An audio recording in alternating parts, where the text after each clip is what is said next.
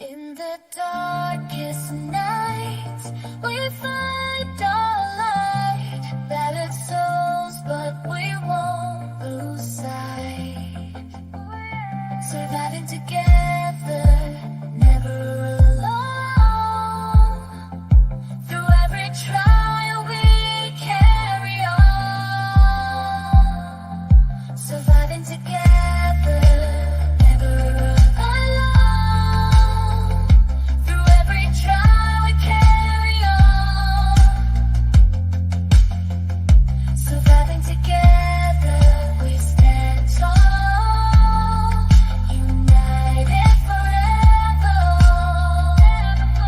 Strength and courage will overcome. Surviving together, victorious. Never, never, never alone. Hand in hand, we'll face the unknown. We see you, we hear you, and we believe you. Hey everyone, how you doing today? I know that intro's a little longer than most, but I love it so much. Who gets a concert before they have their show? Welcome to Surviving Together. I'm getting it in the beginning this time. I'm so proud of myself. And our SAS community here. We've already got a bunch of people here, and so let's see who is. See, today's topic, we are talking about healing trauma in the body. As I suspected, definite two-parter, if not longer. Probably what is going to happen is there'll be a two-parter for now, and this is going to be a topic we're going to be continually revisiting because there is just so much information that I can bring you about this. I barely even scratched on the neuroscience of the healing aspect for this particular show. I'm going to get into a little bit more of it next time. But a friend of mine said you could do a PhD on this. You could do a dissertation. And I'm sure people have. So, Sandy, so glad you're here. Mon, how is Australia doing? Hope Between the Dreams, welcome. You're not a name that I've seen before, but welcome to our SAS community here. Crystal, good to talk to you again. Mark, I'm honored that you are joining us. Lisa, who you can thank for that wonderful intro. Isn't it just great? She made the whole thing incredible. Still am indebted to you, Misha. All right, that looks like everybody who's here right now. If I missed anybody, I'm sorry. I know Janet's going to be joining us a little bit later. I spoke to her earlier. As is blushing. No need to. You take your accolades and run with them. Oh my goodness, it's 3 a.m. in Western Australia. Listen on the replay. Listen on the replay, Mon. I won't be offended. It'll be a bit longer, but I will endeavor to make a video out of this. We'll see. It's certainly on my list of things to do. No worries, no worries. We'll look for Shannon on another time, Ma. Thanks for letting me know. And I also wanted to say, I know Jen's either going to be here or she's just lurking. And I told her she had to be here to at least see. I know you can't see anything because I'm down here, but it's my t-shirt for you guys, for all of you guys. I know it looks backwards. Hopefully you guys can see it. It looks backwards for me, but it says neurodiversity is beautiful. And it's got all these different flowers up here. And just reminded me of Jen because of our talks on neurodiversity and also our surviving the cracks and her between the cracks with all the flowers and stuff. So, yeah, one's for Shannon if she needs it. I'm not sure what piece of life got in the way. I know some, not backwards for you guys. Oh, yoo-hoo. Oh, guess what? Look at me. You touch the cord and it's like, hey, don't touch me. I'm going to turn off. yeah, I just loved it. And it's actually comfy too. Um, so yes, for all my neurodiverse friends, this is my t-shirt for you guys. How's everyone doing this week? Anything major happen in anybody's life that they need to tell us about? Anybody else need ones? I know we've got some sick people, so we'll just say ones for anybody who's feeling ill out there. It's time for summertime flu here. Apparently Trump is here today. Here, I mean, like in my city here. Interesting. I'm staying. I'm not very far from the airport, and I'm not going to go anywhere near on the roads because last time I did when he came here, it's like everything was shut down. I mean, a police corridor. It's just, oh my goodness. Misha, you've been struggling mentally a little bit? Well, we are all here to support you. I'm glad that you have support out there, and they're doing more than just put up with you. Love you for who you are. It totally, Mark, it is an infrastructure nightmare when anybody, you know, famous or big comes, you know, something like this, a political figure. And I was just ahead of it last time he was through. Or no, it was Biden actually, I think was through. And it's maybe 4 or 5 months ago. And I had just made it because I saw that they were closing off exits, but it was like as I passed them, they were getting closed off. So it's like it was the last people who could get through. And then I realized where it ended. And it was like, oh, that's their venue over there. They're doing it from the airport, the back way of the airport, because that's kind of the way I come. Okie dokie. We love all of you, Misha. We love you. I apologize if my talk is a little scattered today. There was so much information. I have pages upon pages of stuff. And then I realized, you know, a good portion of it really has to do with the specifics of healing, like the what to do's. And I know that those are really important, and we all want to have those to say, okay, yeah, we've all got trauma. Now, what do we do about it? Thanks for letting me know. But I want you to understand a little bit more about not just the neuroscience behind how this heals, but I found some interesting definitions that I thought were helpful, at least for me, in thinking about trauma and thinking about, you know, as we work through our trauma, what's our goal here? You know, we all want to feel better. We want to not have anxiety. We want to not have depression. We want to not be hypervigilant. But how does that happen? I mean, how do we? I know at times it seems overwhelming because feels like there's so many things that we need to fix. And I do want to change this, and I'm guilty of saying it as well. I need to be fixed. No, I need to be healed.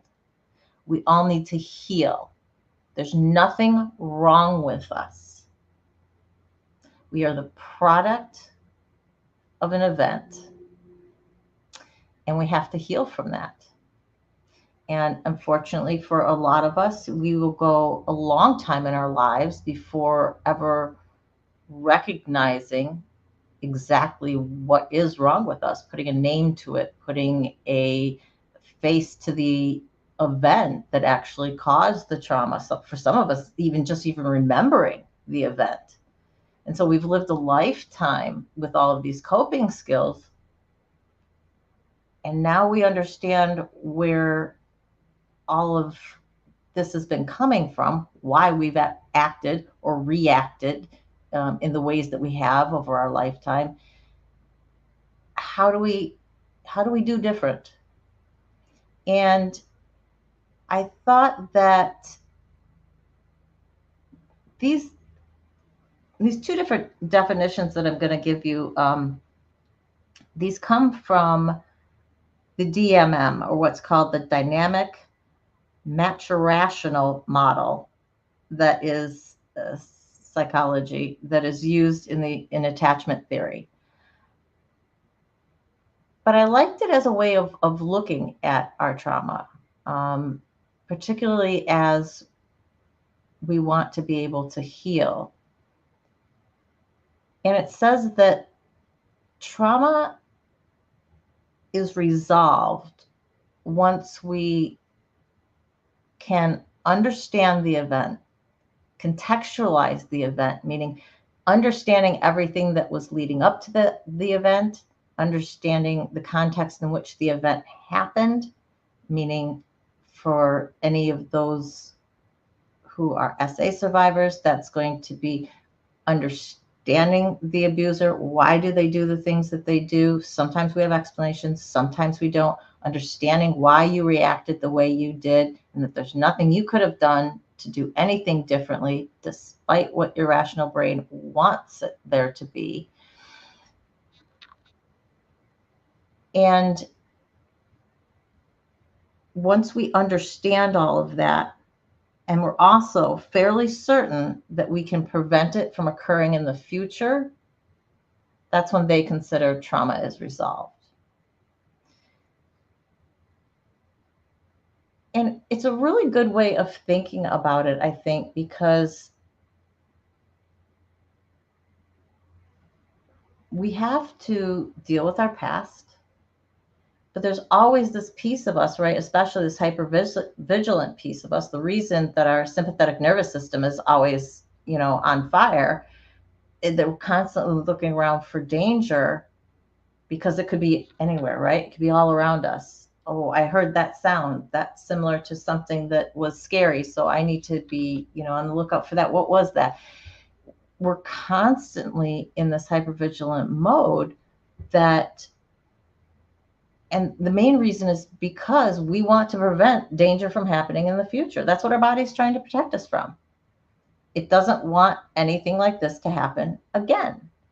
The problem is that when our SNS system, sympathetic nervous system, has been firing for so long, your body can't tell the difference between what's an actual danger and what's something that just seems like a danger.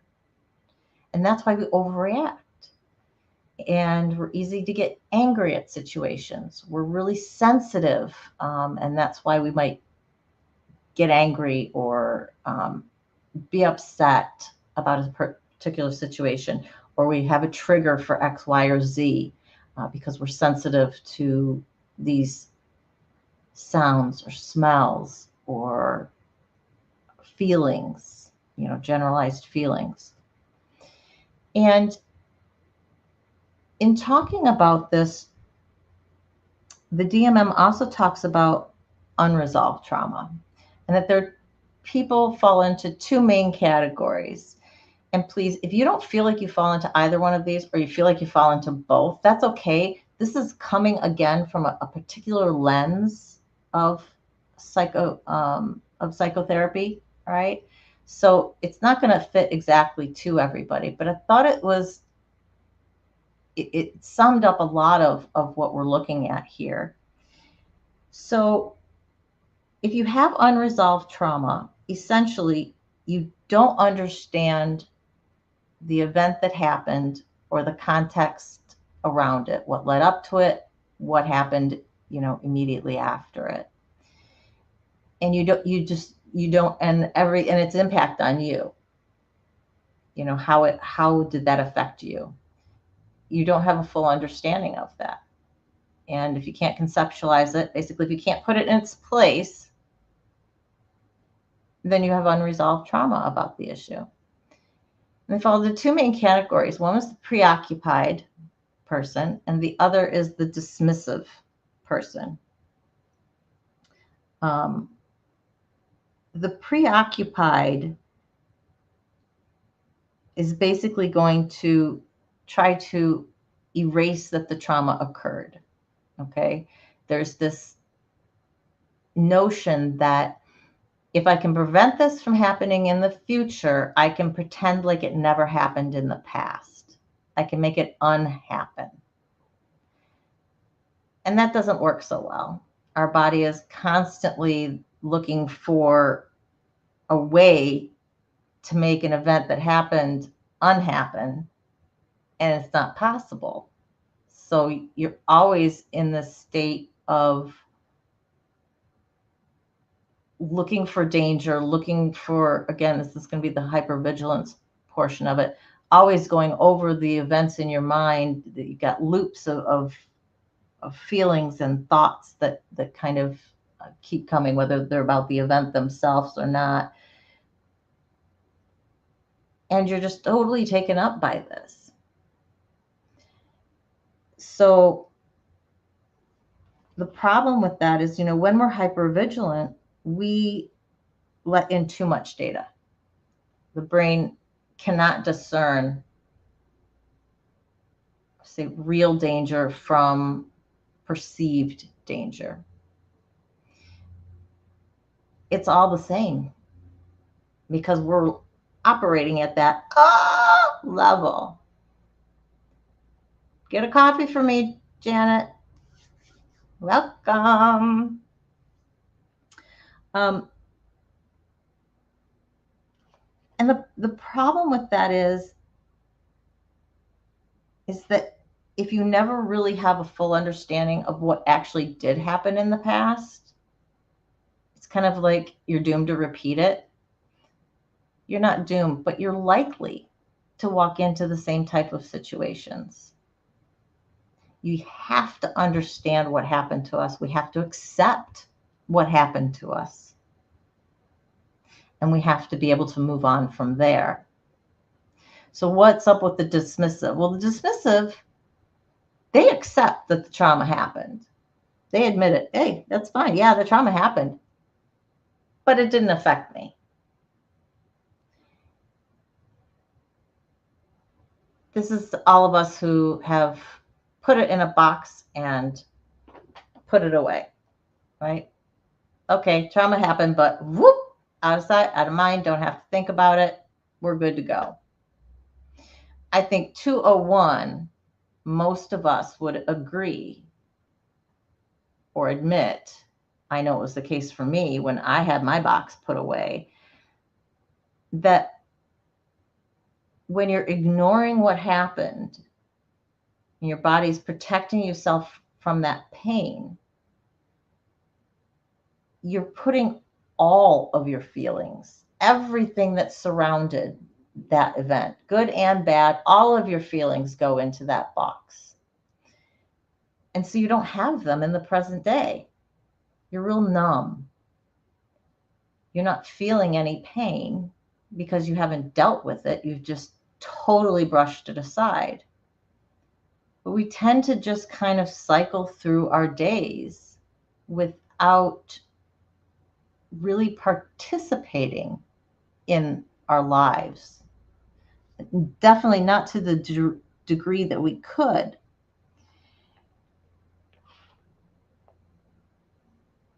And again, because we're not feeling the pain of what happened, we're not dealing with that pain, we're definite risk of it happening again. Because what does pain tell you? Ow, don't do that. Well, if you've just ignored an entire event, a traumatic event that has greatly affected you, and you're saying, no, it didn't, we're not acknowledging then that there was pain associated with that. Not acknowledging that there was pain associated with it, we're going, oh, okay, it's not that hard. I can deal with this. No big deal. The problem is it is a big deal. And your body knows it's a big deal. But you're trying to pretend like it wasn't a big deal. And, that's all problematic in and of itself. So it's just that what I see as well is that, Shannon, I was told you were not going to be here. So glad to have you. I don't I don't know what was or wasn't keeping you from here or whatever, but I'm just so glad to have you. Um, Shannon, I'm there with you. There are still days where I don't feel like I'm participating in my life, that I'm living. I'm existing, but I'm not living. That's the way I like to put it. Oh, your flight got canceled, so you got to be here, Shannon. Yay! We're so happy to have you. Um, I think that I have no idea what I was talking about. I was gonna go somewhere with that, and then Shannon, you just woo! I got also. Oh, not participating in our lives. Yeah, it's real easy, real totally easy. And I think that a lot of people, if they're honest with themselves, who have been that dismissive type, this is definitely, we've had periods of our time where we've been like this, um, not fully participating in life. And that really hit me one day. And I can't tell you why it hit me that particular day, but I remember I was sitting in my reading chair here, and I was just kind of looking at my life or looking at my day and just going, what did I do today? I made sure my son got off to school. I worked so that I could make sure that the bills are paid.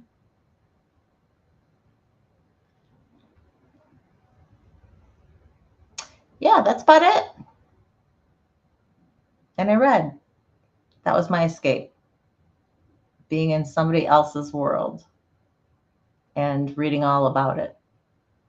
So that's how I escaped my world and not participating in my world, because I didn't feel that pain. I didn't want to feel any of that pain. It was so much easier, right? And it is. But the problem is, and this really struck me when I was listening to some of the people talk about healing. Um, what a journey it is, how difficult it can be. It can take years of solid work to get on the other side of it. And when you're just starting out, that can seem really daunting. But you have to take a step back and go, how many years have I already been living like this? And what was my quality of life? Is this what I want to be until I die? If your answer is no, then wholeheartedly throw yourself into that healing and know it's going to be tough. It's going to suck at times. There's going to be things you're going to have to deal with and face that you would much rather put in a box and put on a shelf. But the payout is so great. At the end of it, we can feel happiness. We can feel joy. We can feel, because we're living our life.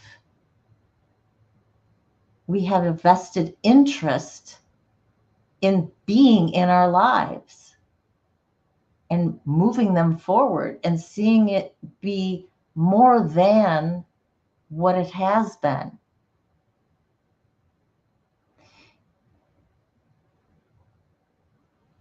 And that just, I don't know why. That just really, really struck me as, it's kind of the eye on the prize thing.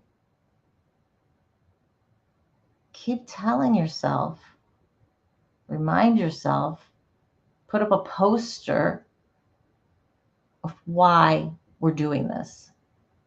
Why are we engaging in this healing journey? Why did you start? What do you hope to have at the end of it? peace within ourselves, feeling genuine feelings, remembering what joy feels like. Those are the things for me that I've had to constantly put back in front of my face and say, this is why you're doing this. Yes, you've come to accept what happened to you. I don't have an issue with that. I have now come to understand why each of the abusers probably did what they did, why I reacted the way that I did, even if things about the way I reacted seem like I was voluntarily participating. I wasn't. I couldn't, given my age. And even when I was an adult, it's not really voluntary participation. It's just being there waiting for it to be over. I get all that. And I know that it's impacted me emotionally. Oh, that I know. How I've been impacted. How I resolve the anxiety that I still feel. The being too quick to anger in certain situations. So dealing with the effects, all the specific effects that have come out of this trauma, for me in my journey, that's where I am. And that's where some of this information really hit home for me in terms of how we deal with that and how overwhelming that can seem, especially when we're at the beginning of our journey, because we look at ourselves and go, oh my gosh, I'm such a hot mess. I've got anxiety, I've got depression, I've got, I'm stressed out to beat the band because all of this is under my PTSD or my CPTSD. Everything triggers me. You name it, I've got it. We look at this and it can be just incredibly debilitating how overwhelming we can feel. And so one of the strategies for healing is looking at your life, listing all of the things that you feel that you want to heal, the anxiety, the depression, all the effects, your hypervigilance, whatever it is that you feel, list them and look at what is the biggest priority here, meaning which is most affecting my life negatively. What's affecting it the biggest? What's affecting the most pieces of my life? And that's probably something that you need to deal with first. It may be in conjunction with something else, because maybe you can't really deal with that one thing without dealing with the other. And so that brings up another one. But it's a way of attacking the problem that just can seem insurmountable.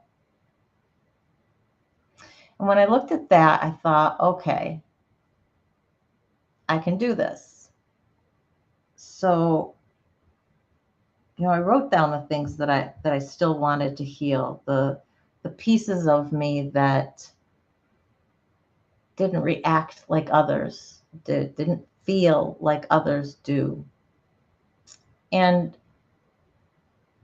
it gave me somewhat of a priority list. And it's not to say that one's always going to stay the same, that the one in number one position. They may change because something happens, you get triggered with something, and you're going to have to deal with a different thing. So, most of what we are going to be talking about are ways of healing. This is going to be Wednesday. Ways of healing, of turning on our parasympathetic nervous system, which is the nervous system that's responsible for calming our body and relaxing us. How do we do that? What are some different techniques that you can use? And any of these can be used for any of the feelings that you're feeling, the anxiety, the depression, the hypervigilance, any of it. It can be used for all of it. You'll have to find out what works best for you.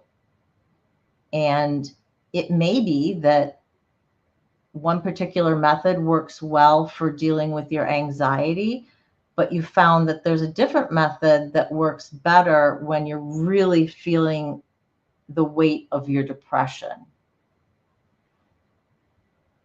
So when we go over all of this, don't look at it as a one size fits all, that you can, oh, I'll just do this or I'll just do that. You may have to try out a bunch of different things. In your healing journey, what works now may not work, 6 months from now. And that's fine, Misha. Lurk away. We'll still be here.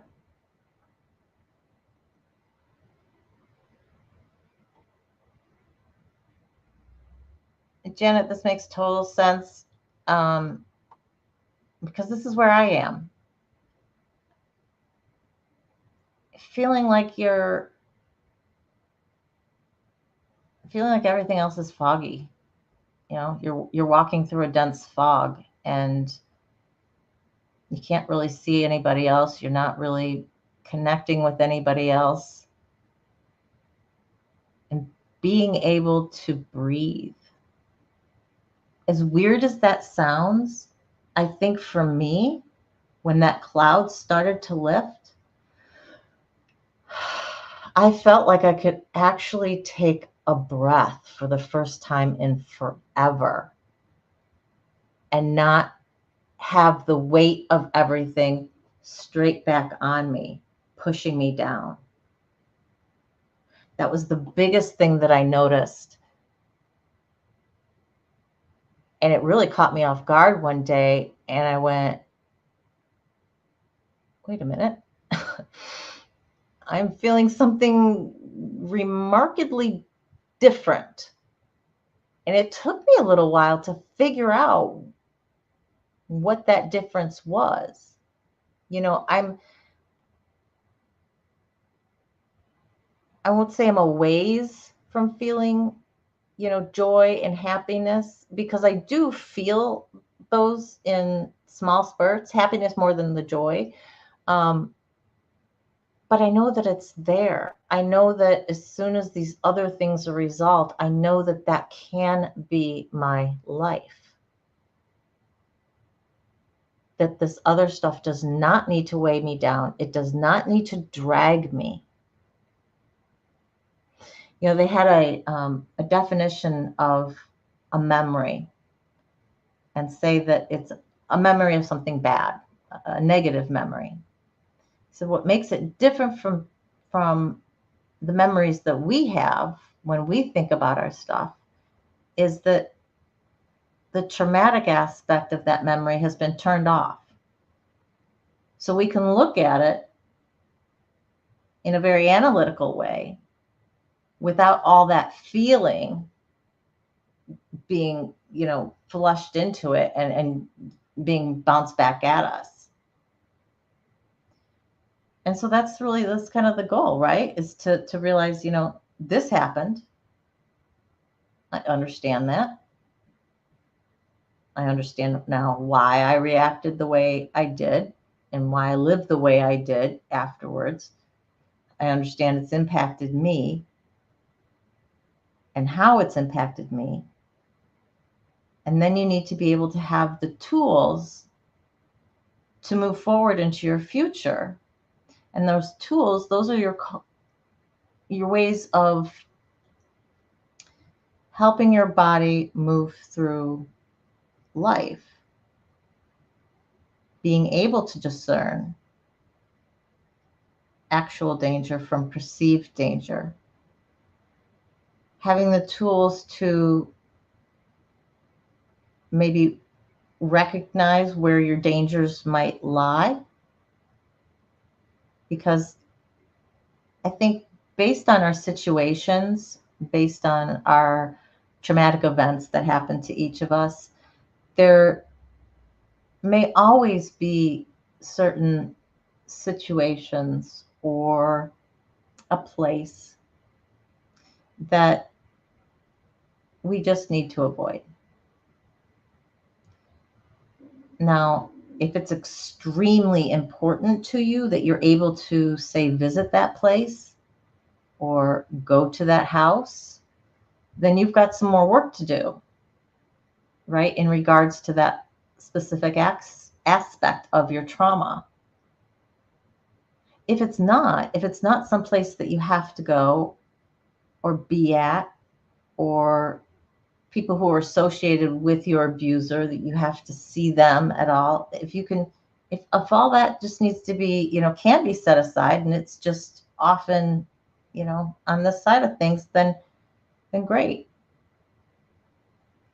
You know that you have to avoid that city because that city is where your abuse occurred, and you don't want to be reminded of it. If there's no real reason you have to go to the city, I mean, that's a very good coping strategy. Dodry, welcome, welcome, welcome, welcome.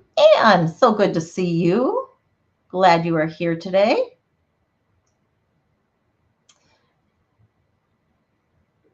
Yeah, Janet, we're going to talk more specifically about some of the things that we can do when we're calming our system, and how that can help then to release the physical pain that we feel, or to release the emotional pain that we feel. So I'm going to do more of a connection between those two. But you're right. I mean, it totally can translate into, physical pain. And when you heal the trauma, you heal the pain. Again, if there isn't a structural reason, a medical reason, a tissue reason as to why you're feeling something or you have a certain condition, it's your emotions that made you sick. As odd as it seems to say nowadays, to say that's the reality. We didn't deal with something. The chemical processes behind that emotion have gotten stuck within us. And because it doesn't have anywhere to go, it makes us sick. Because those chemicals affect different areas of our bodies. So definitely hope that for a lot of you,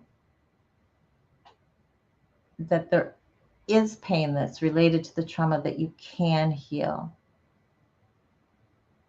And yes, some of it may take a lot of work. But when that pain starts reducing and you're actually kind of seeing the fruits of your labor there, wow, right? Wow. I'm just on the beginning of that path with my sciatica and my hope for reducing my meds. I'm not 100% on schedule with my walking. Some things friends have visited, and I've just kind of got derailed on it.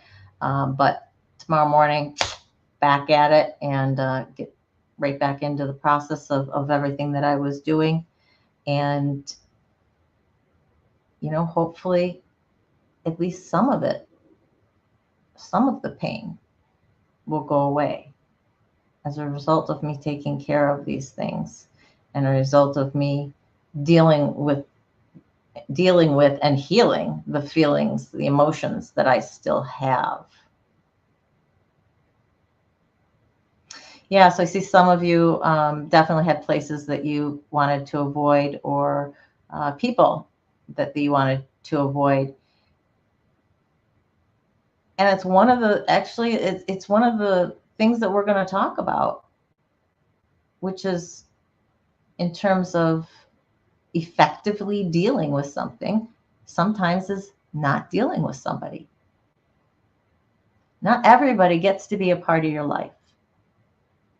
It's those people who have a positive influence, a positive impact upon your life are the ones that should be in your life.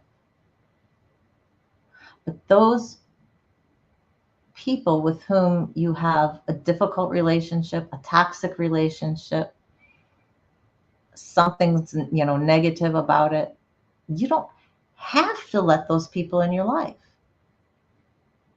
Now, sometimes if they're family, it can be difficult to cut them totally because of your particular situation. And it's in those situations that we just have to set our boundaries as firmly as possible, reasonably, given whatever our particulars are, and stick with them. And they're going to ruffle some feathers, no doubt. But those have to be there for our health. And if that person cares about us and truly cares about our health, they'll understand. At least they will try to understand that we have to set these boundaries.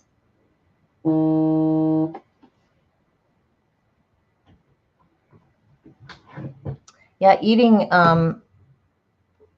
is definitely one of the ways that a lot of us have coped with stress and pressure. I will throw out here one of the things that I wanted to talk about, in terms of how to heal. Eating is actually one of them for several reasons. One, when you eat, when you chew, excuse me, I got the burps all of a sudden. Your glands start salivating. And that's something that usually is not the case when your sympathetic nervous system is totally taken over, right? You get very dry mouth because of that, because it shuts down certain systems in your body, salivation being one of them. So it can help. However, there is an issue with those of us who would overeat for comfort, because we're bored. I mean, there's other reasons that can be not related to the trauma that we choose to, why we choose to eat. So when we talk about eating being a way of healing our trauma, it has to be mindfulness eating. We have to be 100% totally aware of what we're eating and why, and that we're doing this for the good of our body. Meaning, I know that there's a bag of Doritos there and I know what it's going to do to me. The thing is I have to not do it, right? And isn't that the kicker?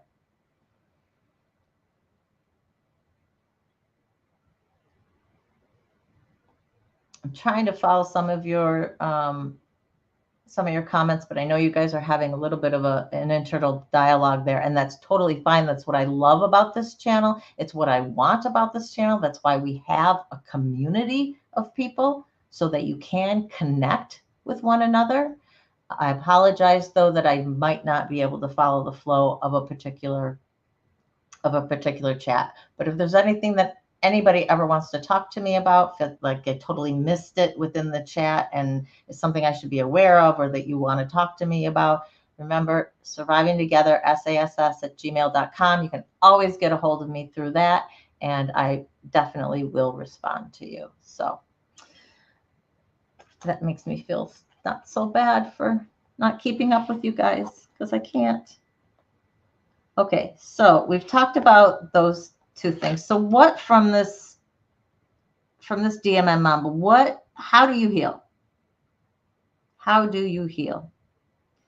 You heal by fully understanding the event and everything that happened, fully understanding the emotional impact that it's had upon you, merging those two together, coming to grips with the fact one caused the other, coming to grips with the fact that we reacted certain ways, and then also having the tools to be able to discern reality in the future, to be able to perceive the danger as it truly is, not what we perceive it to be because of the filters that our bodies are going through because of our past experiences.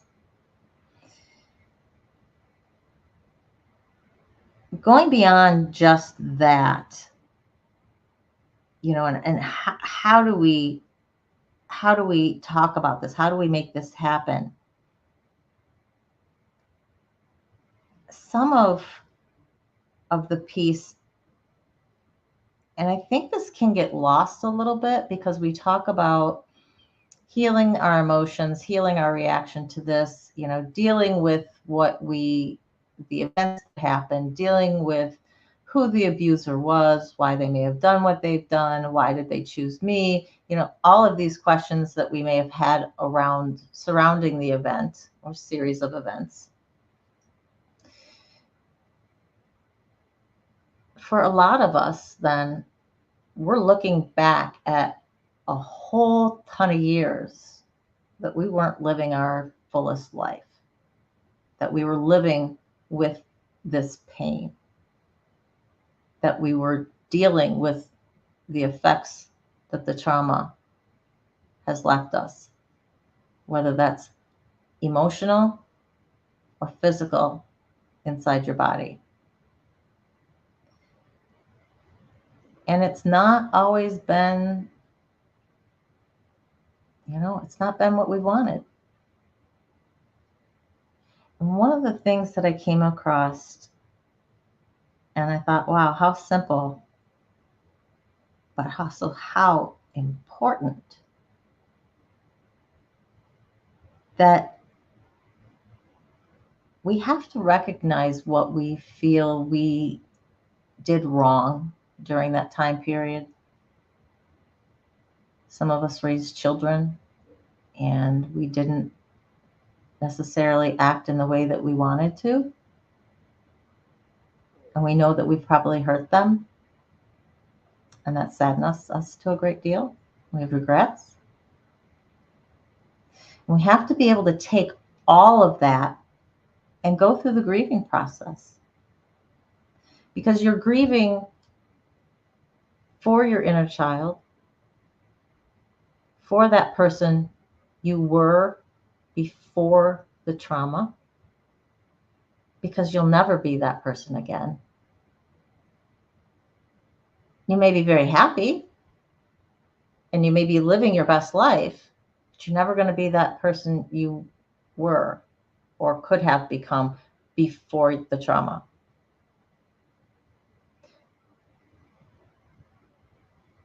And we're all going to have regrets for all the time that has been missed. Being in this pain and not living our best life. And so we have to allow ourselves to grieve for all of that. And going through that grieving process. And I thought, wow, that really hit me, because there is so much over the years that I wish I had done differently with different relationships, whether it be romantic, whether it be social relationships, whether it be relationships with persons of authority, um, my children. Like I have more than one. My child. Thinking of all of you who have children out there. Um,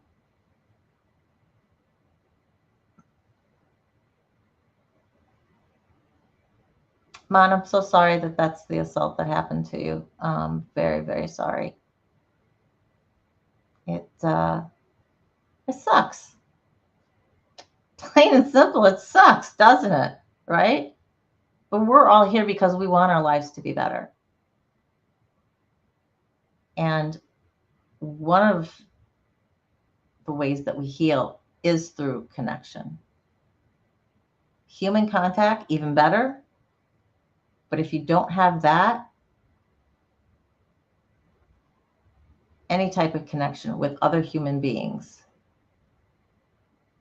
where you feel safe and supported is critical to your healing.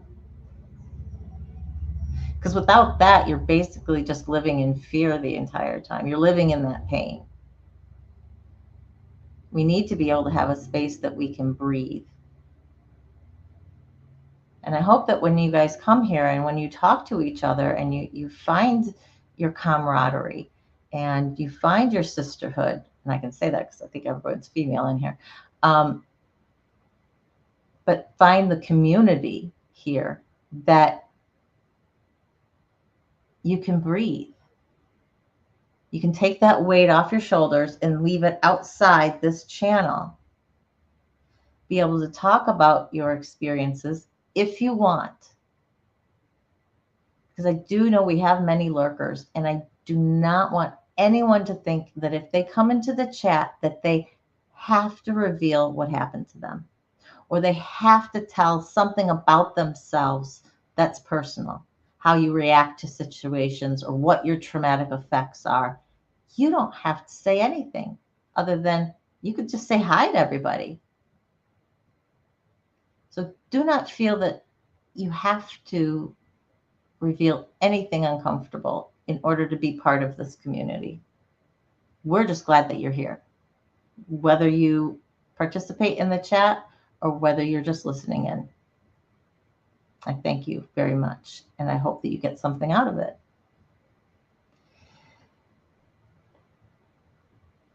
So going back to grief,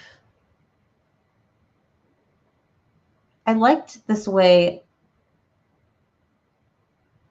of looking at healing because it allowed me to take a macro view of things, that big lens view of everything from when the traumatic event first happened or the first traumatic event happened to now. And I'm able to look at it all and go, okay, here's the event, series of events. Some people have series of events. Mine's just events. Dealt with that. I understand the context that everything happened in. I still have these emotions. So my body's still reacting more than I want it to. So I've got to work on that. And for me, this fit really nicely into journaling, of being able to write about my experience a little bit removed. Now, I know that talk therapy doesn't work for everybody, behavioral cognitive therapy, because especially for a lot of survivors, talking about the trauma can just be re-traumatizing ourselves. We're triggering ourselves all over again. But for some reason, writing about this from this macro view, from this big lens of just writing about kind of it all. And there's then, there's now, and there's where I want to be in the future. I was able to take some of the emotion out of it because, I don't know, I almost didn't feel like I was writing about me. Or it didn't feel as personalized to me. because I wasn't writing from it, from like within it, if that makes any sense.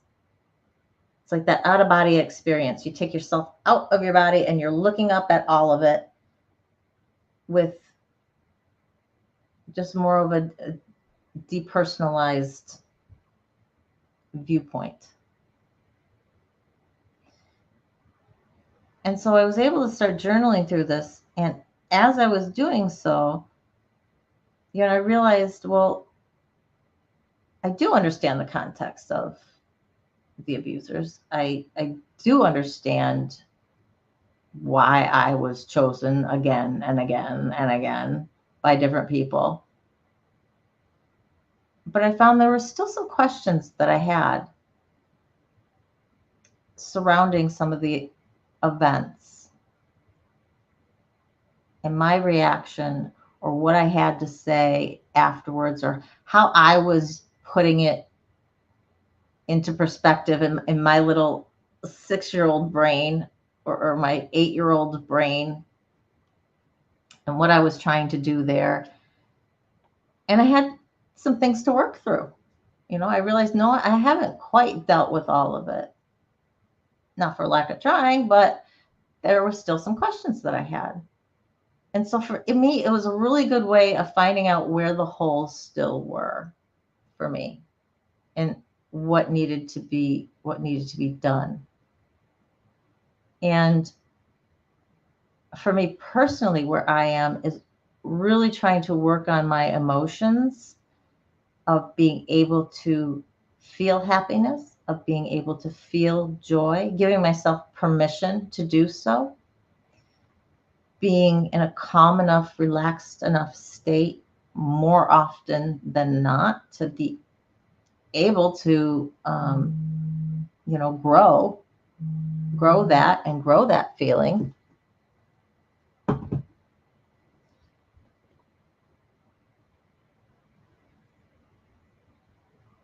My tools for preventing this from happening in the future, I've got the concrete things of what happened as a child happened as a child. That is never going to happen to me again, because I'm not that child. And I'm not that vulnerable child anymore. I have my boundaries. I know where they are. I set them in stone. And if I haven't, then I know I've got work to do still. If you haven't got your boundaries figured out, it's going to be really difficult to move forward in your life and be happy with situations that you're going to come across, because you may feel all of that internal struggle again if you're dealing with somebody who's pushing your boundaries and you don't know how to push back. So really critical that we set those. And I realize there are certain circumstances where my boundary's not as strong as I want it. It's made out of wood, and not buried real far deep. Not quite in stone yet. I need to rebuild it. And how do I want to do that? What more do I want to put into that? Because being specific with your boundaries, being very definitive with your boundaries is really, really important. You have to know inside and out how you feel about that. What is acceptable? What is not acceptable? And that's why I go back to know thyself. You've got to know yourself. And it's knowing yourself. My boundaries may be different, but that's me. And that's because of where I came from. That came from the traumatic events that I'm a product of. Plus my support system, or lack thereof, and my family, and the situation that I grew up in, and where I grew up, that I moved all the time. We could have the same thing happen to us in terms of there was a sexual assault, But our boundaries and the way we move forward may be totally different. And why? Because we're different people. So it's really important that you guys understand yourself. Shannon asks, do you suggest certain boundaries? And that's the point I'm trying to make. There aren't boundaries that I suggest in particular, other than the areas in which you should have boundaries. Dealing with somebody who wants to be in your life. What types of behaviors are acceptable to you and what types of behaviors aren't? What can you handle? Where are your boundaries with that? And you may find that your boundaries move too. Okay. Just because we set boundaries in stone here doesn't mean they're there forever. We can dismantle them and put them somewhere else. And that very well may happen as you go through your healing journey. As we get more comfortable dealing with things, we may set our boundaries a little wider because we've dealt with certain things and we understand how to deal with a situation in the future. And so we don't have to have our boundaries be so narrow. But again, maybe those are boundaries that are going to have to be that narrow for the rest of your life. That's okay. So especially, dating, dealing with family,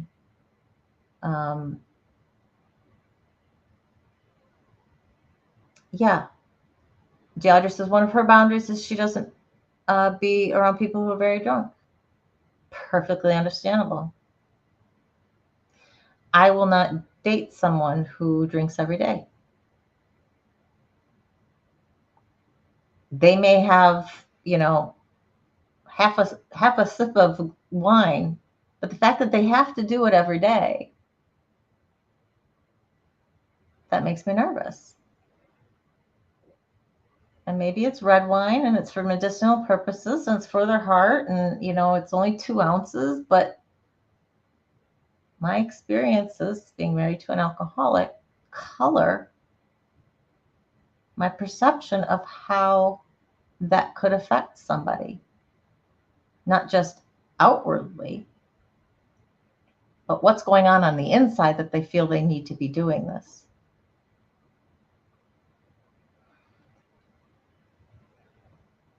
So Shannon, I would encourage you to look at those situations that give you pain, that seem to be the most problematic for you to deal with.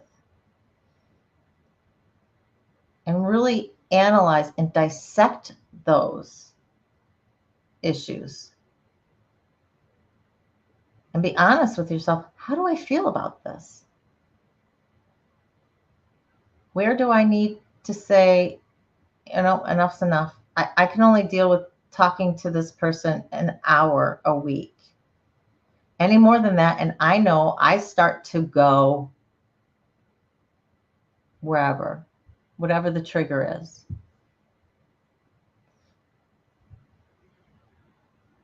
It also comes with looking at people,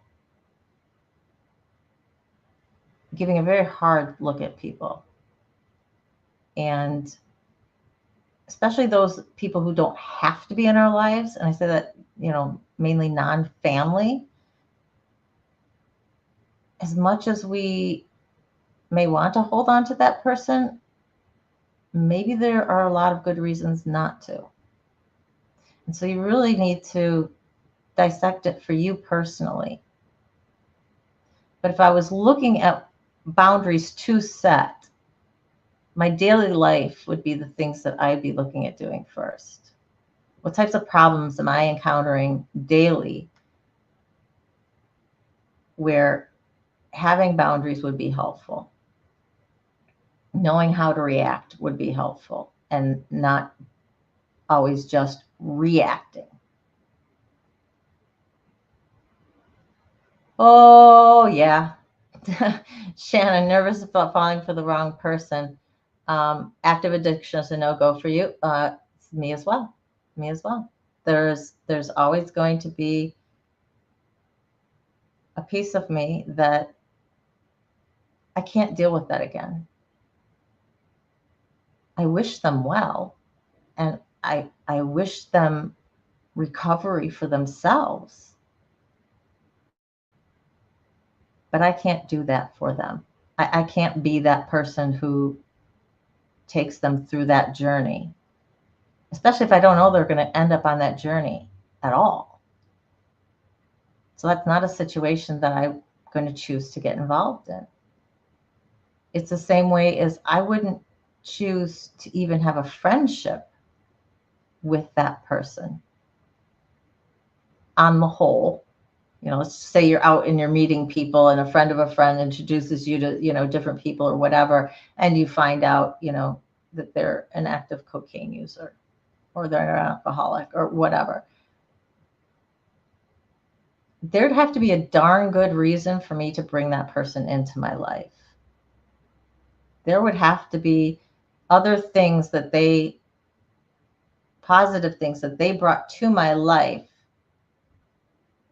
that were worth having to set a boundary in regards to their addiction and making sure that none of those behaviors crossed my boundary.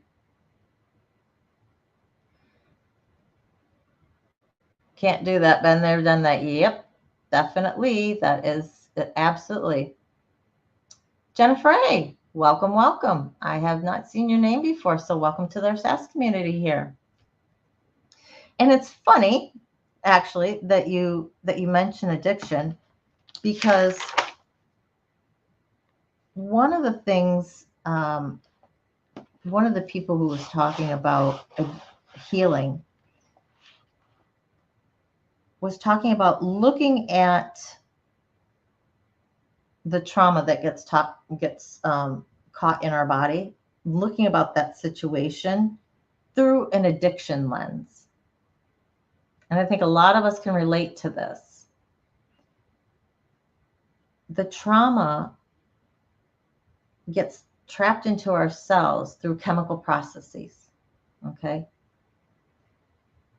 The behaviors that we exhibit the most, maybe anxiety, hypervigilance, depression, whatever it is,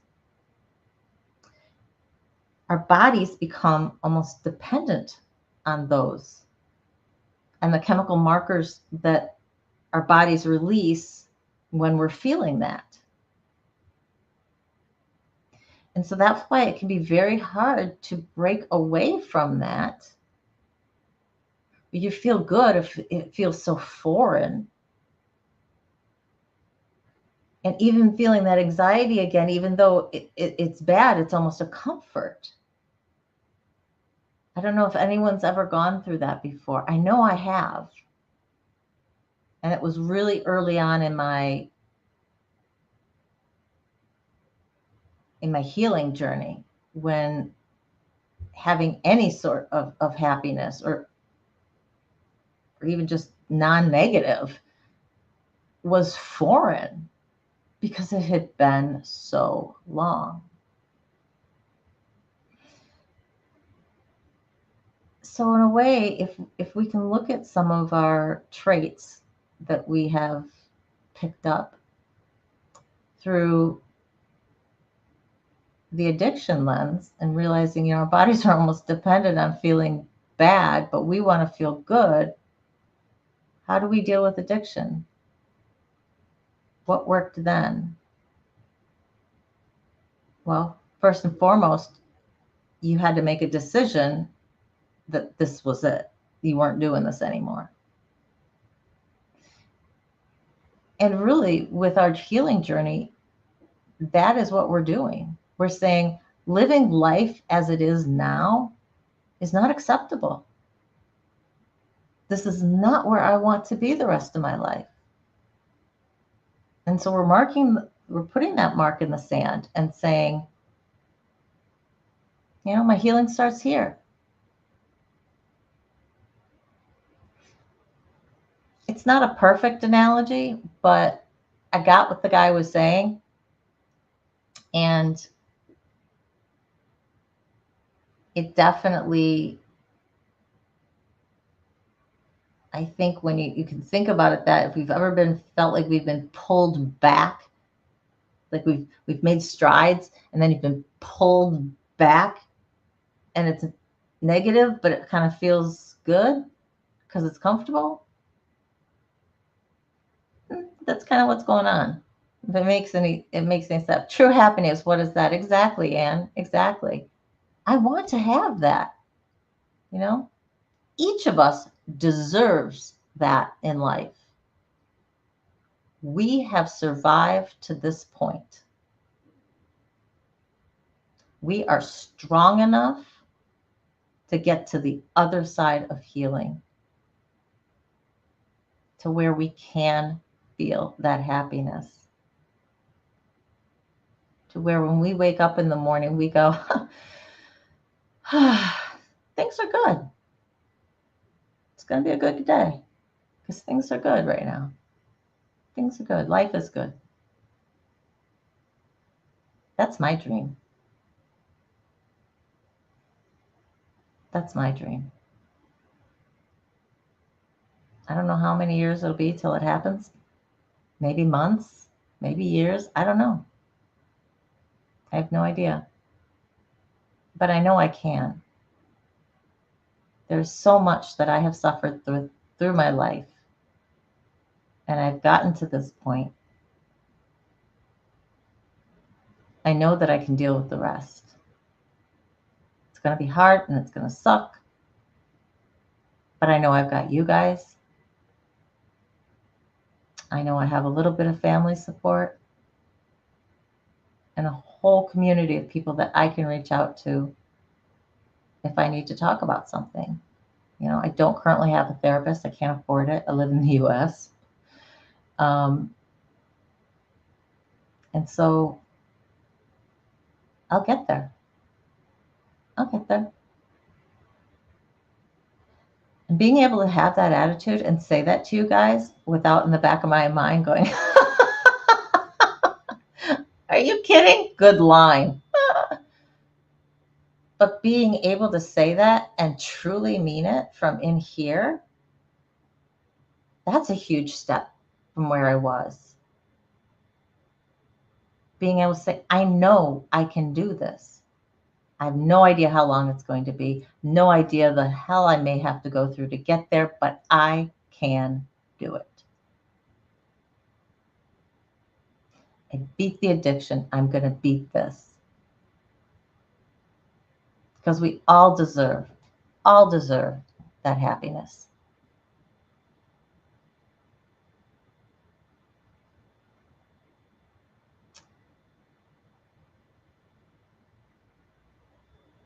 I'm sorry, I'm just reading your comment.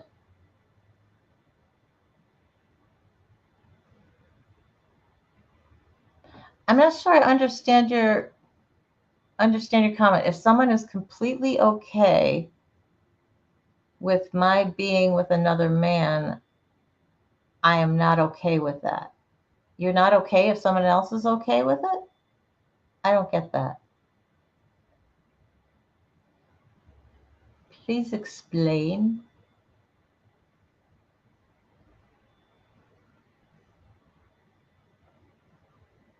Mark, I can completely understand that. You know, jealousy, not wanting jealousy around you, is such a toxic emotion.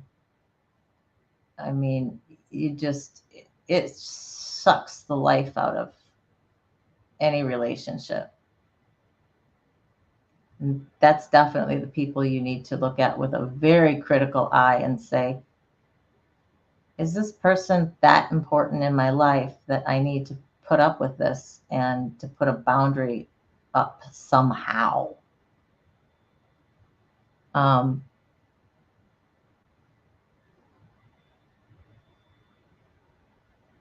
oh, if that's it,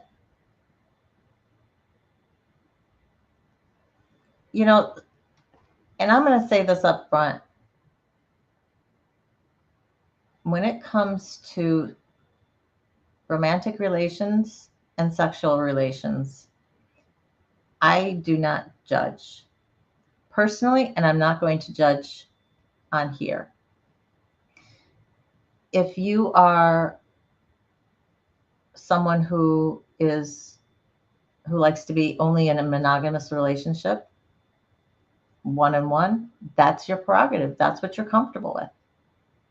I do know people who are in a polyamorous relationship. I do know people in open marriages, which is different than a polyamorous relationship.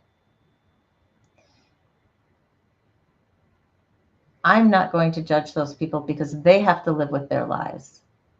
And if that's what fulfills them in their life, truly, who am I to judge that? And I don't want anybody judging here. That is really, really critical. And that goes without saying, but I will say it. And it goes for any type of situation.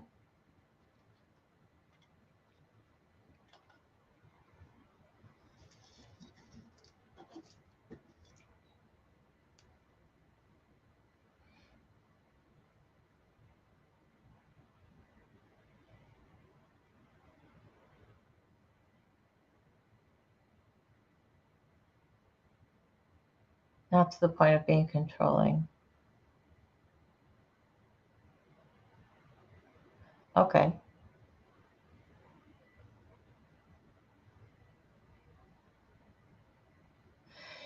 Mark, someone's saying they don't want to lose you and is just caring and loving for you. That kind of statement, it depends on the person and it depends on the context in which they're saying it. I can see that as being problematic, as being, almost a codependent type thing, or someone who's too attached. Depending on what their definition of caring and loving is, like how do they express that? That may be in a way that's not good for you. So I'm apologize if I miss pieces of the conversation and what I'm saying doesn't really flow in with what you guys are saying, but I just wanted to put that out there. You're listening at stupid o'clock, Mom. I don't think I've heard that one. I like it a lot. Yeah, I don't think any of us like being cheated on. It's not a good feeling. And one of the people I was listening to was talking about trauma in the more generalized sense, not in the CPTSD way. And one of the things they talked about was, okay, so it's a trauma for you that your husband cheated on you and then left you for her or him. And you have a lot of unresolved issues with that. And if you don't deal with them, you very well could repeat and get attracted to the same type of person who is more likely to cheat. So understanding why did that person cheat? You may never know. But if you can look at your marriage and go, okay, yeah, we didn't communicate with each other. The spark had gone. He's just a psychopath, I mean, whatever it is, to the best of your ability to try and understand why that happened. What did we do about it? How is it affecting us? And piecing through all of that, stepping through all of that, and facing it and saying, okay, what am I going to do to protect myself from this in the future? Well, there's going to be a lot of questions I'm going to be asking somebody who is, with me. A lot of vetting. Sometimes we can do everything perfect and the situation still ends up being the same. And that bites. That's all I got for that. I mean, that just bites. We do the best we can to try and, mitigate any of that happening. And that's all we can do. Finding the right man is difficult. I could go out and get married tomorrow, but that person wouldn't make me happy. So I'm taking my time. One of the aspects with this that I wanted to talk about, I want to talk about the vagus nerve, and I think I'm going to speak a little bit more about that on Wednesday when we start getting into what are the things that you can do to calm our parasympathetic nervous system, to calm our body, to activate the parasympathetic nervous system. So dealing with that and dealing with the nerves, I'm just going to give you a little bit of an overview today. But before I do that, because we've been talking about the trauma, our bodies, they want to feel good. They want to be calm. They want there to be a balance between how often our parasympathetic nervous system is going versus our sympathetic nervous system. And doing that, we're going to feel confident, comfortable, safe, relaxed. These are all hallmarks of your parasympathetic nervous system being active and being in control.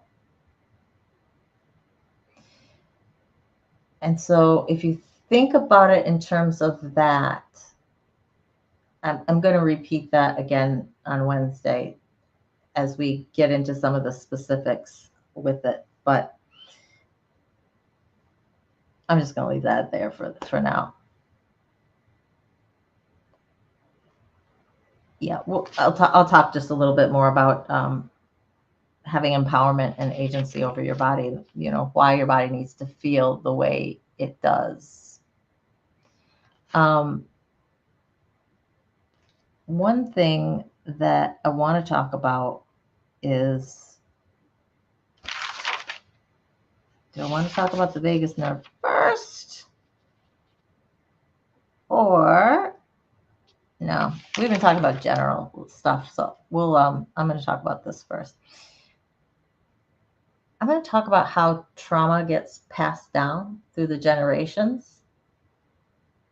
I found this a fascinating subject, and there aren't a whole lot of studies done yet.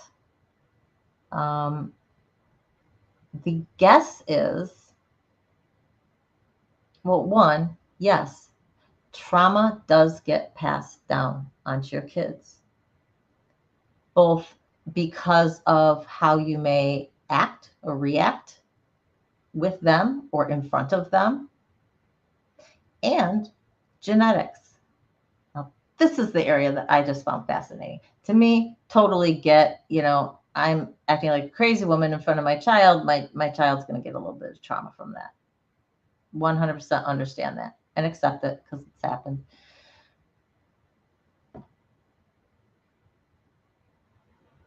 No worries, Anne. Take care. Best to you. Best of luck. We will be here. And if we're not, then just catch the rest of it on replay. That reminds me to hit that like button, everybody. If you can, check to see if you're subscribed. I did lose a subscriber. Don't know if somebody actually, unsubscribed or it happened to you and you didn't mean it for it to happen. So check your subscription status, check your bell status. You want to make sure that that's on all. So we're doing our best to try and make sure that you get the content when it's out. I have written up my videos for some of my trauma stuff that I've been doing. I'm very happy about that because it takes, I would say it takes longer to do that than it does to actually film the videos. Because all of this I'm not doing in the videos, right? So if I want to just go off on a tangent, I can't do that. And when I'm all over the place here, I can kind of tie it all back together again. Well, I can't go all over the place on a video, right? Deep breaths, breathe through your nose breathing. That helps to calm us a lot more than in through the nose, out through the mouth. Nose breathing. They guess that trauma has been passed down through at least 7 generations. Think about that. Think about the traumas that your grandparents or your great-grandparents went through, that they suffered.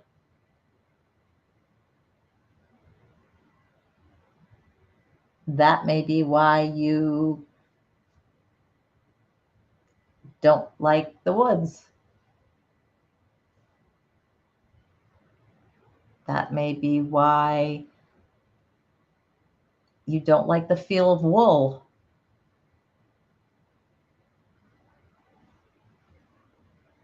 It's my channel. I can go all over if I want. Well, thanks, Audrey. I appreciate that.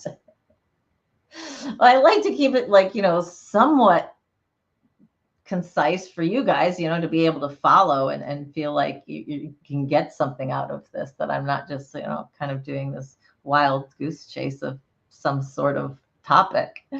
But think about that. 7 generations of trauma is in you.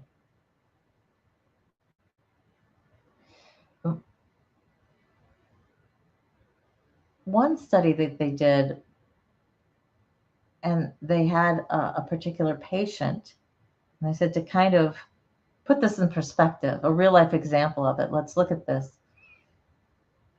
A grandfather was brutally attacked by somebody who had drank coffee right before the attack.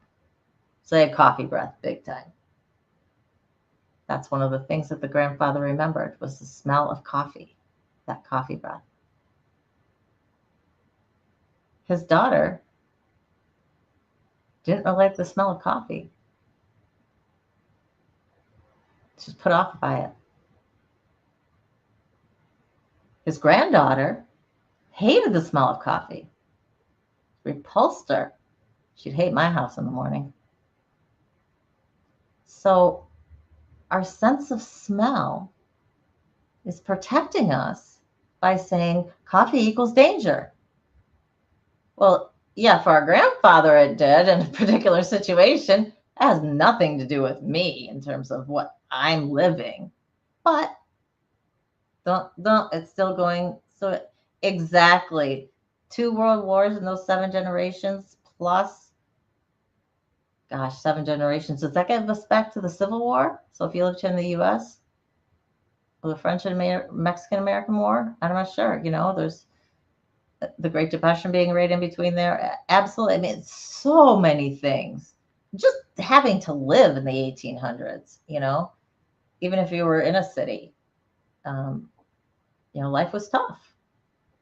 Unless you were part of the wealthy few, as things are still today, life was tough.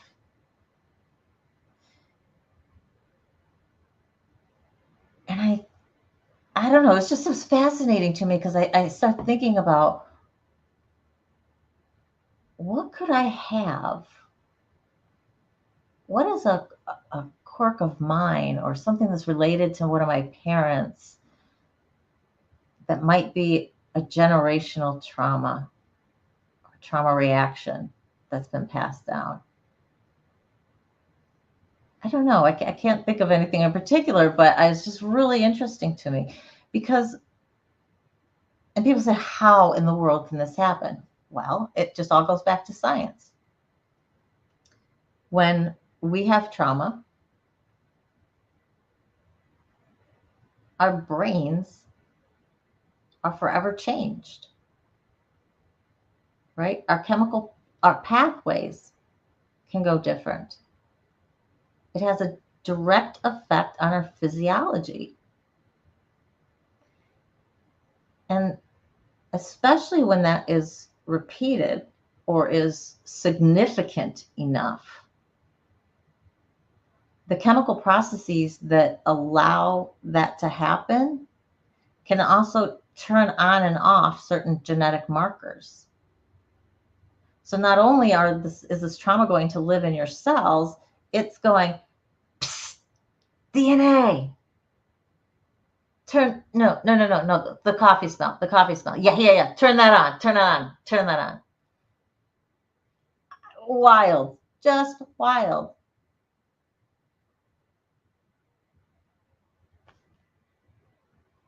Yeah, pretty amazing. You know, and obviously that we've, you know, the things that we do in front of our kids that, you know, we wish maybe we wouldn't have done, or, you know, and we know we shouldn't have done, or whatever. I can say that all day long, but I found this video with the question and the response, and I thought, well, there's a bunch of us who have gone through this, or are going through this, are dealing with this particular aspect of our pasts. It's a fallout from our trauma. Our trauma has affected our child because it's affected the way we related to them, and things that we may have done in front of them. And so I want to play it for you real quick. And I thought, well, maybe just hearing it from somebody else, it's going to hit home.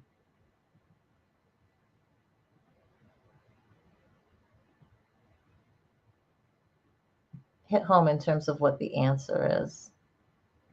If you know, a parent is watching or listening to this right now and they're thinking, wow, my kids are 5 or 12 or 16, and I'm just starting to realize that maybe I was too reactive based on you know, my nervous system wounds, or for many years, or maybe we shouldn't have yelled at each other as parents, you know, in front of our kids, or we shouldn't have been so reactive in situations that we're explosive when we didn't need to be. And they're starting to realize, oh, okay, this could have some long-term effects on kids.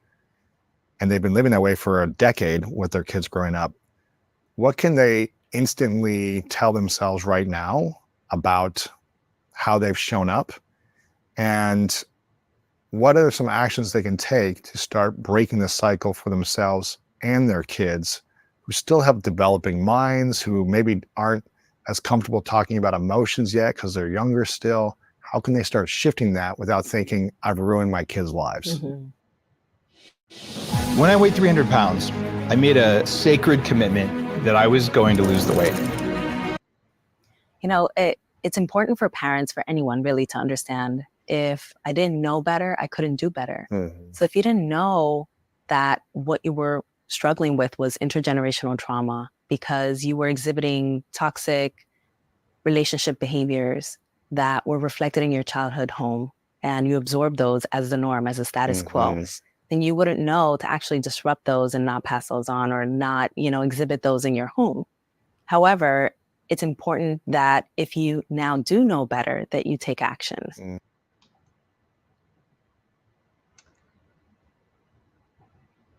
I thought that that was so poignant because basically he asked the question.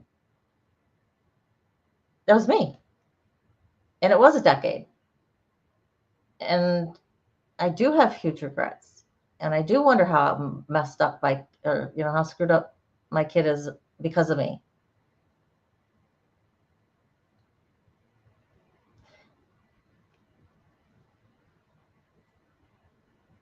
I have to absolve myself. As much as there was a little piece of my brain that knew better, like don't argue in front of him, and knew better in terms of, you know, if he does X, I don't want to explode in anger. But as we say, that response that you get is being run by your amygdala, your survival brain, and that is so much quicker than your rational brain. And so how you react to that danger is going to, every single time, is going to be the same unless we are able to reprogram ourselves to do something different in that circumstance. And one of the things that she did talk about is being able to work with your kids, that it's never too late. You know, if they're 12, if they're 22, if they're 42.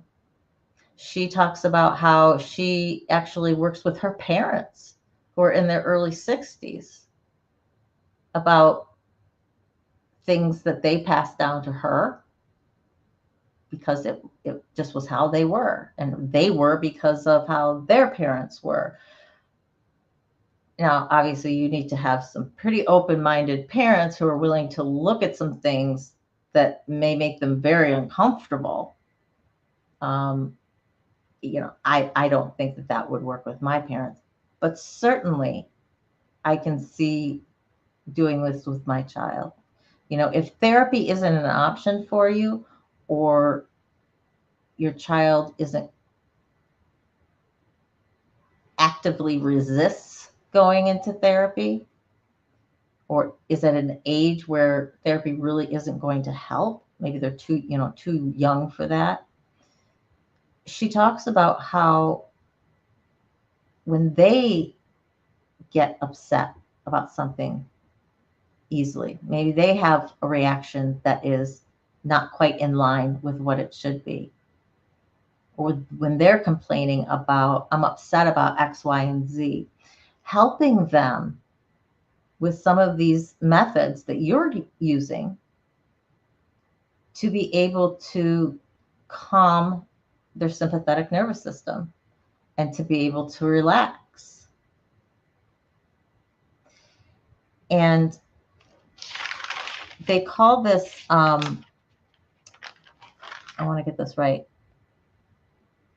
and this is part of the somatic therapy, you know, so the dealing with the, instead of just talk therapy and just dealing with your mind, dealing with your body, dealing with the physiology, dealing with, reactions that occur automatically because of our sympathetic nervous system. And it's called nervous system restoration practices. And it's all about activating our vagus nerve. And I'm going to do a little chart, a couple different charts actually, in our next session, if I can find the one. They're very good about looking at the vagus nerve and the vagal tone. I'll talk about that in a second. So your vagus nerve, basically, it runs from your brain all the way down through your neck, through your abdomen, and into your pelvis. So it's a very, very long nerve, and it's a very big nerve. And this is the main highway of your parasympathetic nervous system. So that needs to be activated in order for the parasympathetic nervous system to get messages. And there's something called the vagal tone, and that is the activity level of the vagus nerve. The more it works out, just like a muscle, the more this nerve works out, the easier it is to activate it. Also, the more it works out, the higher your tone is, the higher you are on the vagus nerve vagal tone scale. That's it. The higher you are on the vagal tone scale, that equates to your moods. So if your vagus nerve does not have a lot of activity at all, that's where you're finding the people who are totally depressed and anxious and stressed and all those negative feelings that we feel. And at the higher end, at the highest end, you're finding the people who are just thrilled with life, happy, joyous, calm, relaxed, can deal with things, roll with the punches type of people. And so I want to talk a little bit about that scale next time. And in doing these different exercises, what's its goal? Everything, the goal of all of these things I'm going to talk about is to calm your parasympathetic nervous system. It's to get you to relax. And so that's why they say breathing exercises are wonderful, because just telling somebody to relax, you go, or telling someone to calm down, thanks. If I could, I would, type of thing. So if you could, how can you? And so we're going to go through a whole list of things. But one thing I wanted to mention here is, well, two things, and we'll go over this again on Wednesday. In order for you to successfully make it out of the cycle that you're in regards to trigger reaction, your nervous system, as your sympathetic nervous system firing, and just going through that whole thing. How do you break out of that so you're not reacting like that every time? The key is you have to face whatever stressor that is, whatever event, whatever problem, whatever issue that is causing you to react like that. You have to face that. And it can be very scary to do that sometimes, because we might be talking about some really big emotions. But you need to look at it and you need to laugh in its face. And you need to say, you don't own me. I control my body. I control how I react to things. No. On a scientific level, we know that's not really true, but it does if you're happy. You are affecting your parasympathetic nervous system more than your sympathetic nervous system. Therefore, you are telling your body how to be. When we can look at the fear and we are able to resolve it and kind of put it in its place, the fear, the trauma, the stress, whatever it is, and resolve it, that's when we get to the other side. And so that's why I say sometimes, I'd say all the time, healing trauma is about healing a whole bunch of little things, a whole bunch of other things, put it that way. Sometimes those things aren't so little, right? There's so much fallout that can occur from a traumatic event and the trauma that it's left inside of us. And then all the interactions we have had over the years with how many people, and then drawing that back in and looking at it through the lens of our sympathetic nervous system. Because you've got to keep in mind, guys, that when you were looking at things, when you were looking at a relationship, or when you were looking at, trying to make a decision about something, or whatever the thing is, you were looking at it through your sympathetic nervous system. You were looking at it through that hypervigilance of danger, danger, danger, danger. You weren't looking at it from a calm, rational, confident position. And that's why we say you have to give yourself grace about what's gone before. The past is the past. We can't make it unhappen. All we can do is put it to bed and switch off the trauma button so that, we may remember the event, remember that piece of something, but it's not going to trigger us. So that is the goal with those things that just make us go bonkers because of how we just, automatically react. I'm going to leave this conversation with a little tidbit, and that we're going to talk about much more on our next video, that these nervous symptom restoration practices, so all these things that we do to try and calm our system, they believe, and I say believe because I don't know how they figure this stuff out, but it takes 300 to 400 repetitions of whatever that practice is before your body is able to make that shift. Because initially it's like, okay, great, thanks. And maybe you're calm for a minute. But then the sympathetic nervous system kicks right back in and goes, okay, thanks for that break. Thanks for that rest. We're back at it. How do you make that stick? Well, time, it looks like, for one. Dealing with it, as we talked about before, being able to put it to bed, getting out of that circle, right? Getting over into where we're activating the vagus nerve, when we're getting out of the sympathetic nervous system circle and over into the parasympathetic nervous system. And what they're saying is when you get there and you're trying to activate it, that let's say you're doing breathing exercises and you do them for 5 minutes a day. It's going to take 300 to 400 times of doing those before your body's really going to get the message, oh, we can stay calm now. Sympathetic nervous system, you can sleep. Don't need you.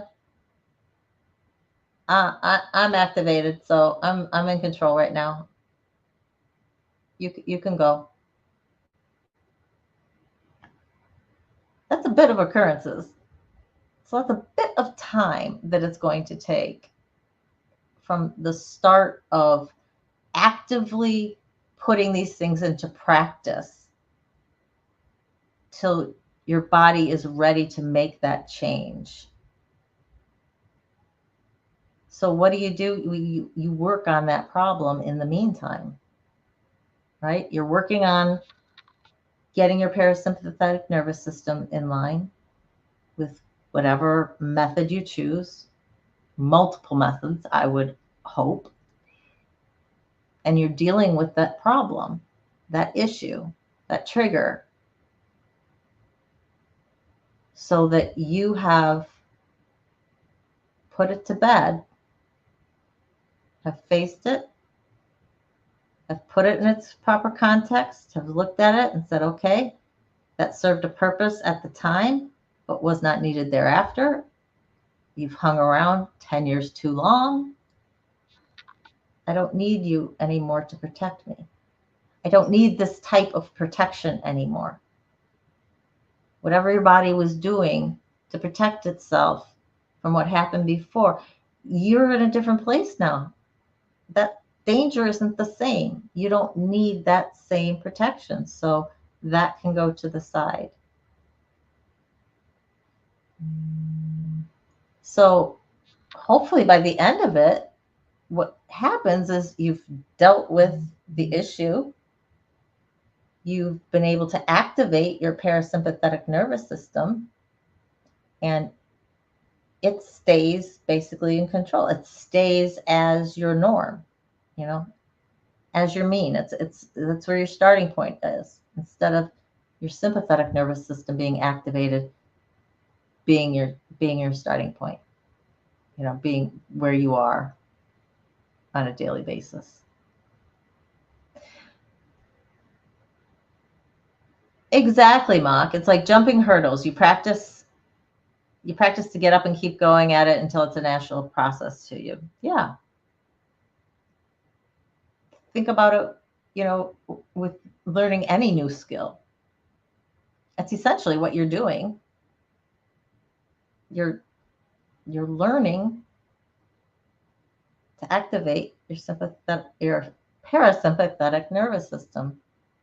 So I just found that really interesting, that how many times the repetition. And for me, having that as like a scientific fact, it helps me be patient, because I am not a patient person by nature. That may be a trauma that I got from generations. I'm not sure. I am not a patient person when it comes to certain things. My mother is not. Beyond that, I don't know because she was adopted, but definitely, I think maybe that got passed down.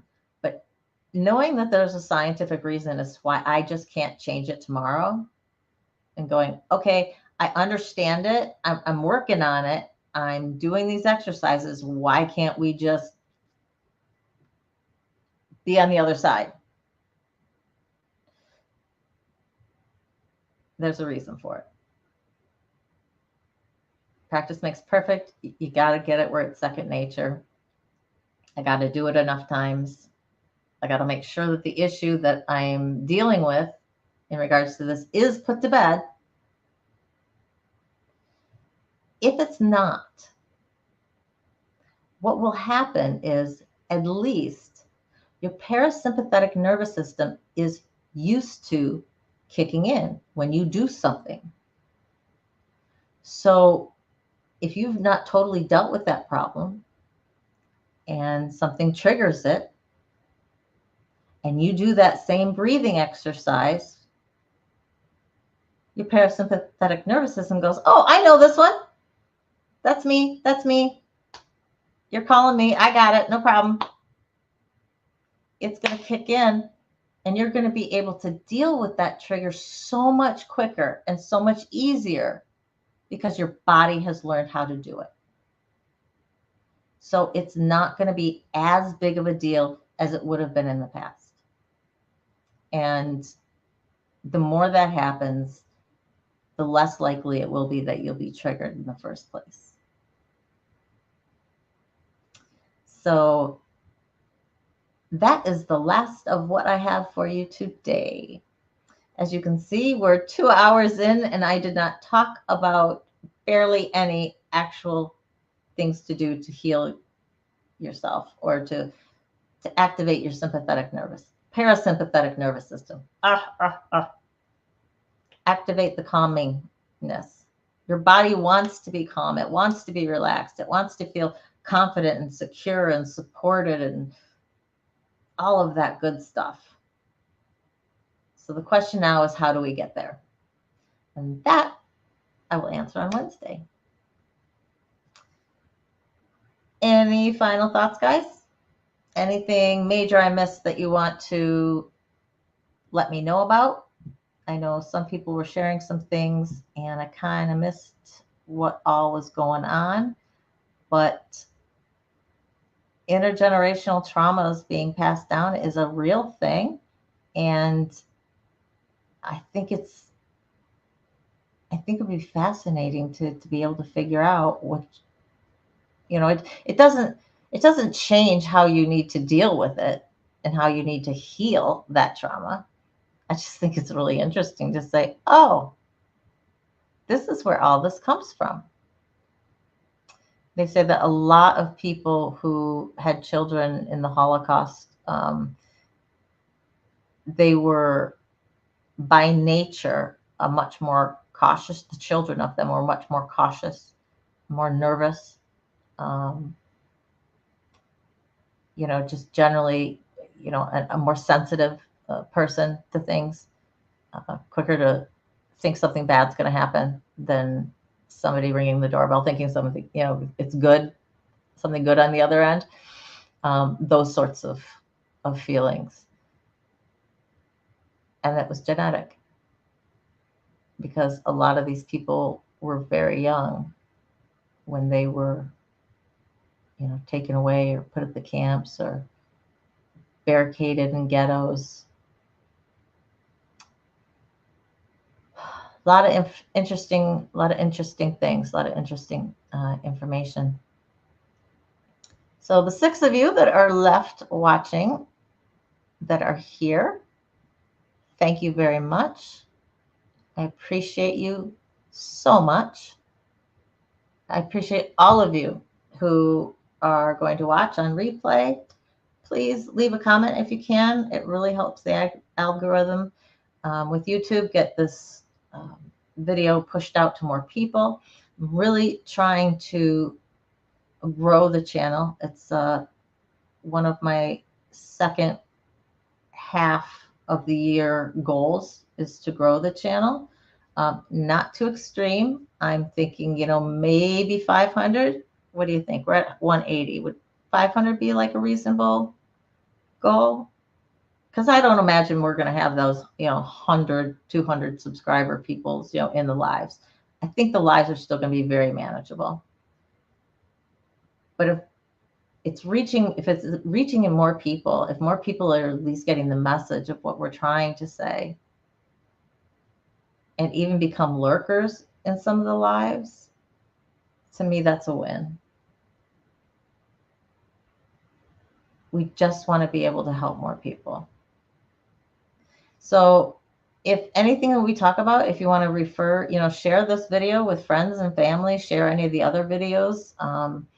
I definitely, in the next month, I'll say by the end of August, I want to have a good portion of the videos that I've already talked about in my lives, the subjects I've already talked about, translated into 15, 20-minute videos. My goal for the first of the year, let you guys know, is to produce more shorts. I know the shorts get out to more people, but I want to do this smart. I don't want to grow the channel so much that we're going to lose any of what we have now here in the lives, because this is where the real connection happens, right? And again, as we grow, as new people come on board, you guys may know them from some other channel. I'm not very active on YouTube these days because my life's pretty much taken up by you guys and my work and my son. So that's pretty much my life these days. So if you do know people from other, welcome them. Even if you don't know them, obviously welcome them. I will try and welcome them. But if people come in like in the middle of the chat and I don't see it, I saw some of you already going, hey, Jennifer, you're here. Welcome. Thank you so much. Because again, that is what our community is for. That's what we're based on, connection and support. Those two things. And that can go a long, long way to helping people with whatever their issue is.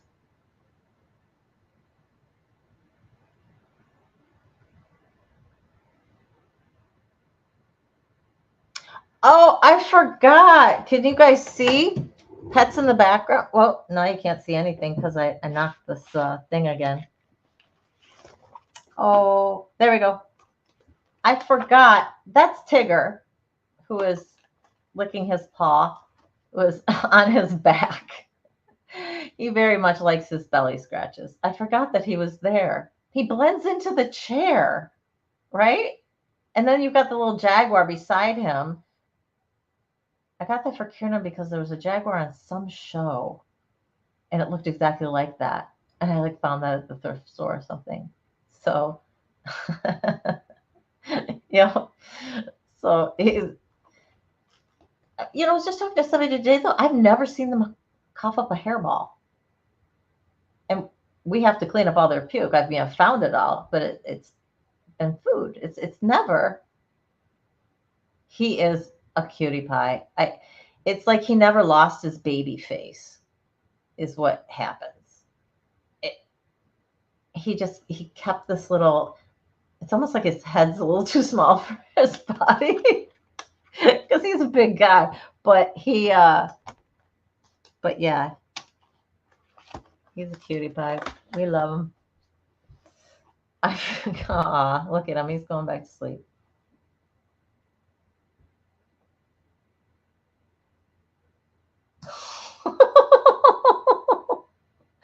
He's using the stuffed animal as a pillow. I don't know if you guys can see this. This is absolutely hilarious.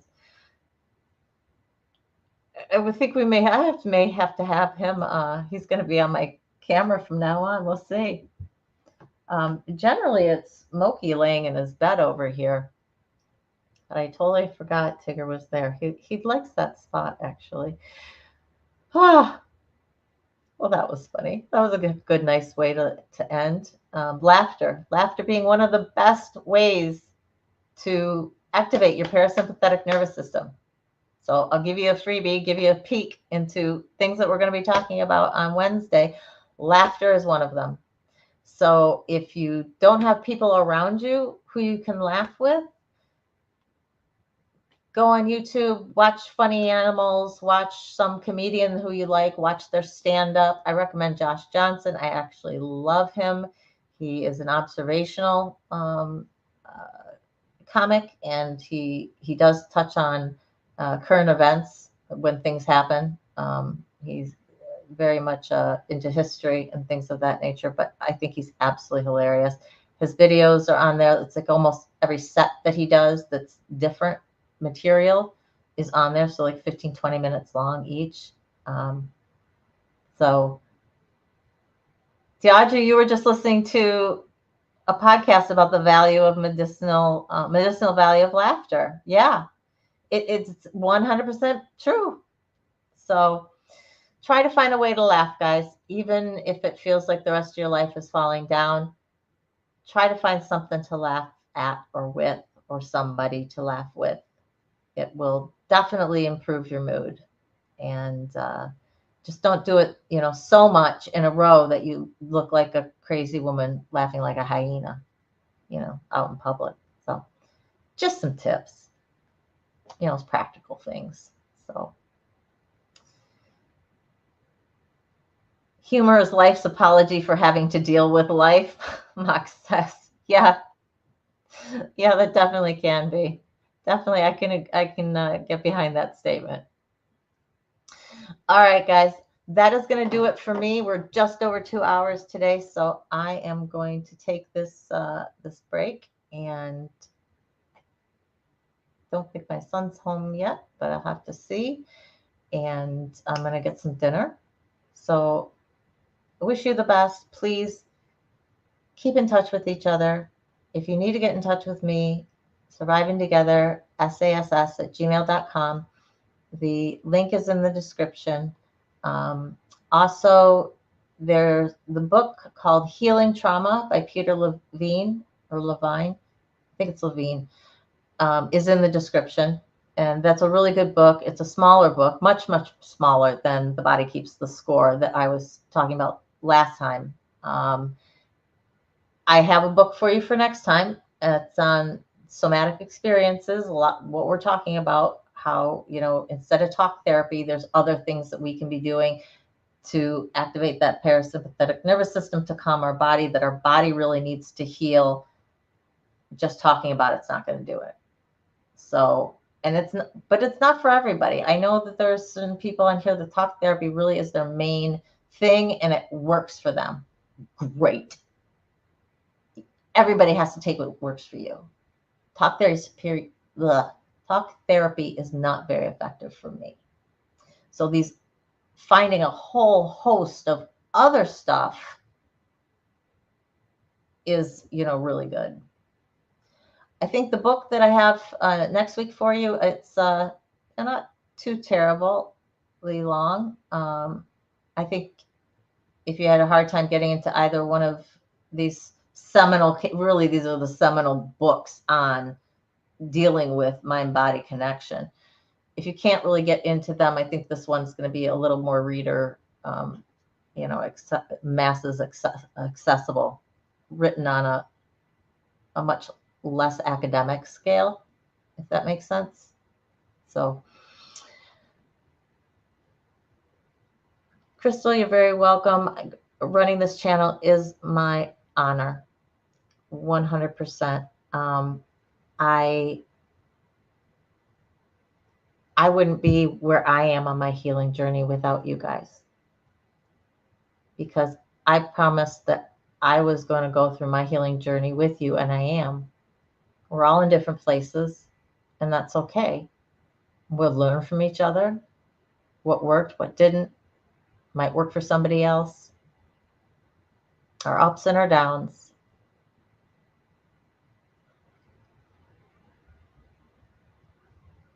And I was only able to share the last part of my story here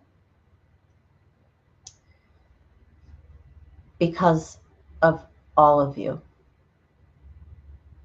and how you have made my vision of having a safe place for trauma survivors to share. You make that real. Because honestly, if all of you were dicks, this wouldn't work. Excuse my language.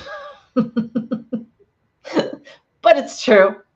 So you guys do make the channel. Anyway, that was my attempt to end with a little bit of laughter. So I wish you all well. Those in Canada, good luck with the smoke. But I think here it's making your sunrises and sunsets really beautiful. So look out at the sky if you can, at least at those times of day. Please remember that you are valuable, you are worthy, you are strong because you are a survivor. And most of all, you are loved for who you are, just the way you are. Hugs and love, guys. Hugs and love. Till next time. All right. Take care.